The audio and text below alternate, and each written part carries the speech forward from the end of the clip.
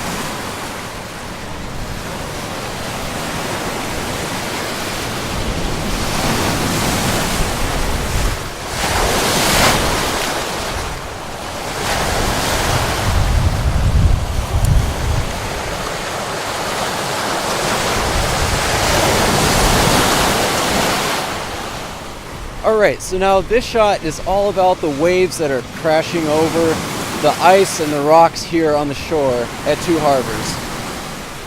Now, it's basically the middle of the day, so it's very bright out. And ideally, we would use a slow shutter speed to get that nice flow of the waves crashing over the rocks. But it's so bright out, so how do we get that slow shutter speed? Well, here's what I've done. I have switched over from the Velvia 100 that I used earlier this morning to Portra 400. And yes, that is a faster film, but it is color negative, so I'm very flexible with it. Or rather, the film is very flexible. I've added a circular polarizer, and that will take 2 stops off of the exposure. And with an aperture of f32, I can squeak by with an exposure of half a second, and with that, the negative should still be about 2 stops overexposed based on my light meter app on my phone. But that should still be fine, because color negative film can handle a lot of contrast and a lot of exposure. So when I get the film processed and scanned, I can tell them to preserve the highlights.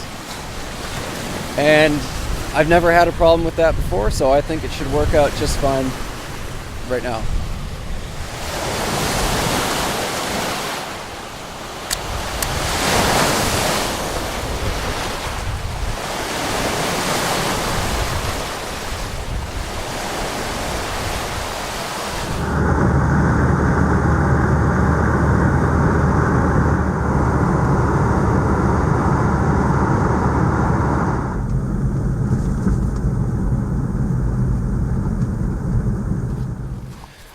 is going on, guys?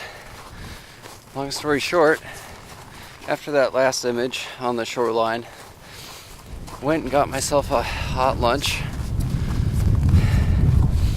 Then I wandered around Leicester Park for a little while and actually took another photo right where the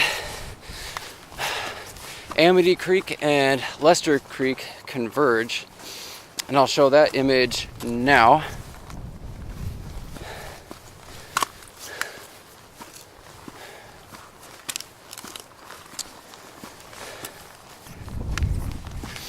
And currently I am making my way up Ely's Peak, which is a little bit south of Duluth. And you know, the sun's going down in about half an hour. I'm thinking it might be a bust at this point. I don't know if you can see it back there, but it looks like it's going behind a bank of cloud. But even if I don't get a photo, this is a chance for me to check out the recent addition to the Superior Hiking Trail, which is a loop trail, the Ely's Peak Loop Trail. And I've been really curious about that because this trail already is pretty great, pretty scenic, really easy to get to. So right now I'm on the regular trail, but if I take a photo, or if I don't take a photo, then I'll just pack up and then head back down the other side of the loop trail, and I'll see how that goes.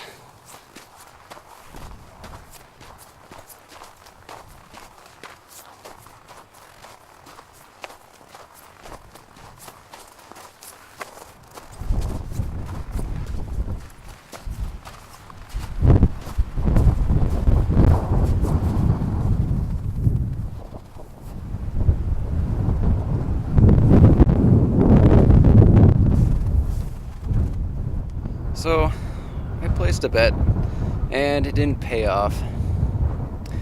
The sun did go behind that bank of clouds, and it's not coming out. In fact, I'm sure it's already set. Yeah, it's not quite what I was hoping for. The view is phenomenal, don't get me wrong, but the light could not be more gray or more flat than it is right now. So yeah, I think that's it for today. I'm gonna hit the trail and head back. And honestly, I don't think I'm gonna hit that loop trail either, because I mean it's windy. I'm sure you can hear it if it's not blowing out my microphone. It's windy and cold, and I kind of want to get home at this point. So I guess that's it for this one. I'll see you later.